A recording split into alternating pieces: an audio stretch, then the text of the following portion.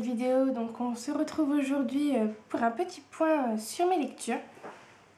Donc la dernière fois, je vous laissais avec Divergent, le tome 1 de Véronica Ross, que j'ai terminé et que j'ai vraiment beaucoup aimé. C'est un coup de cœur. Une fois que je suis rentrée dans ce livre, j'ai pas pu le lâcher. J'ai adoré toute l'histoire, l'intrigue est vraiment super. Au début, on nage un peu dans le flou, je trouve. Moi, j'ai eu du mal à voir où l'auteur allait nous emmener. Et tout compte fait, une fois qu'on est dedans, franchement, c'est super addictif. J'ai adoré, j'ai beaucoup aimé le personnage de Triss. C'est un personnage féminin comme je les aime. Et j'ai adoré aussi comment se tisse sa relation avec Kat. C'est vraiment, je trouve que ça n'était pas comme d'habitude, ou c'est moi, ou c'est vraiment pas comme d'habitude, je sais pas. Mais j'ai bien aimé comment elle se tisse les relations avec les autres personnages, l'intrigue, etc., les factions.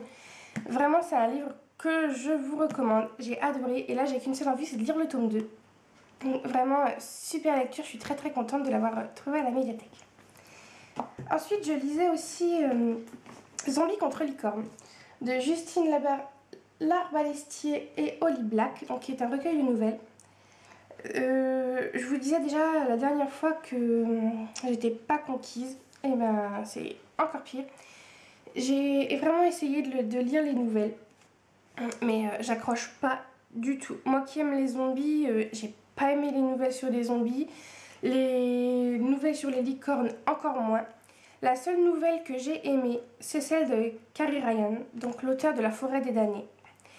C'est vraiment une auteure que j'affectionne, et d'ailleurs c'est pour elle que j'ai pris ce livre pour lire sa nouvelle, parce que j'attends le tome 3 de La Forêt des damnés avec impatience, ça commence à faire long.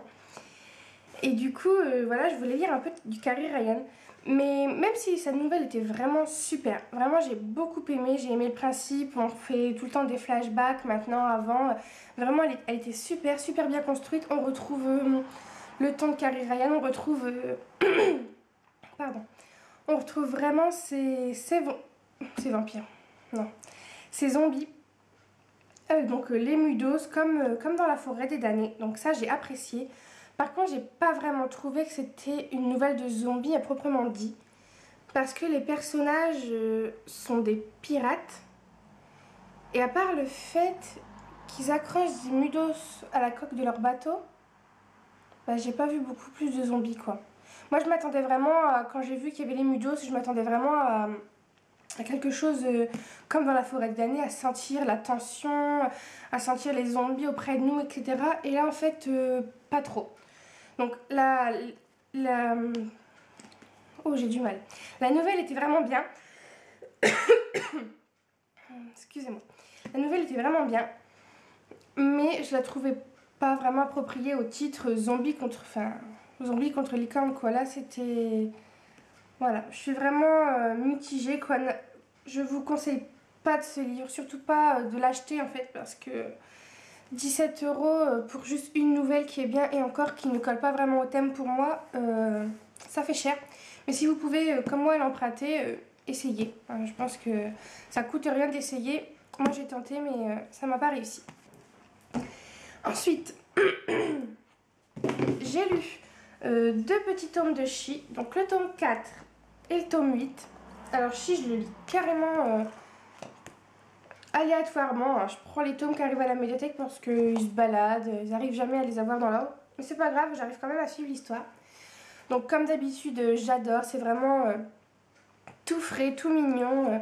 Je vous conseille encore une fois Chi, comme dirait Chloé, on va pas encore faire une propagande. Mais voilà, Chi c'est super et il faut les lire, c'est vraiment très agréable et trop mignon. Et donc j'ai aussi lu, alors vous voyez j'ai bien lu cette semaine, pas vraiment parce que j'ai lu que Divergent et le livre que je vais vous montrer en entier. Parce que Zombies contre licorne, je l'ai très vite abandonné. À chaque fois je commençais une nouvelle et j'y arrivais pas, du coup je passais à la suivante, donc je l'ai vraiment pas lu du tout en entier. Et puis Chi, ça prend 2 secondes. Donc j'ai lu Chronique de la fin du monde, le tome de l'exil de Susan Best Pfeffer.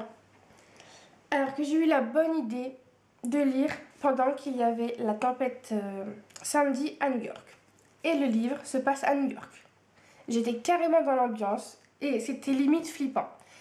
Parce que bon, là c'est vraiment pire. La Lune, non, un astéroïde percute la Lune, donc tout est changé. Tout est changé, les saisons. Il n'y a plus de saison, il n'y a plus de nourriture, il n'y a plus d'électricité, il n'y a plus rien.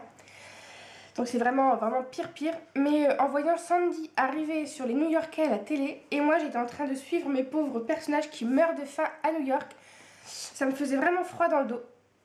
Alors je sais pas si c'est pour ça que j'ai autant aimé ce livre, je pense pas, mais comme le premier tome c'est un gros coup de cœur, j'ai adoré, j'ai beaucoup aimé les personnages. J'ai eu un petit coup de cœur pour Brianna, c'est vraiment le personnage que j'ai préféré, donc c'est l'une des sœurs. Le personnage principal c'est Alex, et puis il y a une deuxième sœur, c'est Julie, c'est ça? Je crois. Je sais plus, oui, Julie. Donc Julie, on la voit grandir à travers le tome, c'est très intéressant. Malgré tout, au début, elle est extrêmement agaçante. Bon, elle a que 12 ans, je crois. Oui, 12 ans. Donc, c'est encore une petite fille, entre guillemets. Et vraiment, elle m'a tapé sur le système. Au début, elle se rend pas compte, en fait, de ce qui se passe. Elle reste dans un monde très... comment dire, très féerique, en fait. Elle se dit que non, c'est pas vrai, etc. Brianna, elle prend vraiment conscience sans prendre conscience, en fait, parce qu'elle est très croyante. On arrive là dans une famille très croyante. Et donc elle se dit forcément que tout va aller mieux, nanana.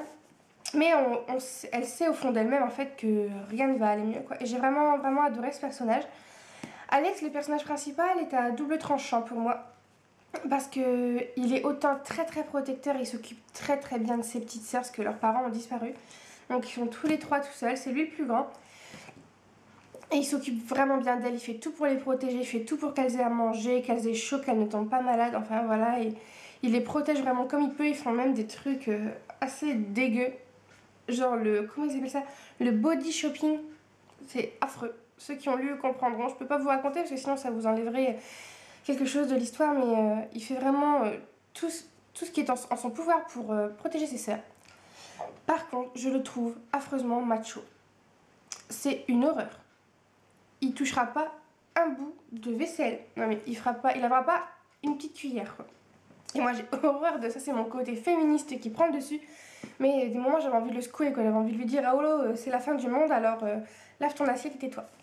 Mais non, il prend ses sœurs un peu pour voilà. Pour des petites femmes d'intérieur, donc fais à manger, lave ceci, cela, et moi je ramène de quoi manger. En fait voilà, c'est ça, et ça j'aime pas trop, comme je dis, c'est vraiment mon côté féministe qui prend le dessus, mais c'est vraiment pas grand chose par rapport au livre, donc vraiment il est vraiment bien. Triste comme le premier, je l'ai trouvé même pire. Je sais pas si je vous dis si c'est la tempête à New York en même temps ou si c'est vraiment le livre qui est pire, mais j'ai trouvé qu'il y avait vraiment des choses morbides comme ce body shopping là, j'ai trouvé ça affreux. J'ai trouvé que quand des personnages disparaissaient, c'était vraiment plus brusque que la dernière fois. Susan Best Pfeffer n'y va pas avec le dos de la cuillère. Voilà, mais vraiment il est super et j'ai hâte de lire le 3e tome où apparemment on va retrouver donc Brianna. Non, comment elle s'appelle dans le premier tome? Je sais plus. Donc là, l'héroïne du premier tome et Alex. Donc apparemment tous les deux au même endroit. Donc je sais absolument pas comment ça va se passer. Donc j'ai hâte de pouvoir lire le 3e tome et de finir cette saga. Donc voilà, je vous la conseille, hein. Vraiment c'est une super saga. Donc voilà pour mes lectures passées. Alors en ce moment, je suis en train de lire Bleu Saphir, donc le tome 2 de Kerstin Gier. Donc je viens tout juste de commencer, je suis qu'à la page 50. Donc je peux pas vraiment vous en dire beaucoup, mais j'espère que ça va être aussi bien que le tome 1. J'ai hâte vraiment d'en savoir plus parce qu'il y a plein de questionnements dans ce livre, on nous cache plein de secrets et moi je veux savoir. Donc voilà, c'est aussi mon premier livre du challenge Cold Winter. Donc d'Anthony, j'ai fini Chronique de la fin du monde pile poil pour le 1er novembre. Donc pile poil pour commencer le challenge Le Bonjour, j'étais super fière de moi. Mais bon, j'ai pas depuis le 1er novembre, donc jeudi, j'ai vu que 50 pages. Hein. On est dimanche, mais tout va bien. Donc voilà, j'ai hâte d'en savoir plus et de continuer ma lecture. Et ensuite, donc je sais pas trop ce que je lirai. Je pense que je vais rester dans ma palle du challenge Cold Winter d'Anthony. Donc je vous mettrai le lien si vous voulez de ma palle juste en dessous.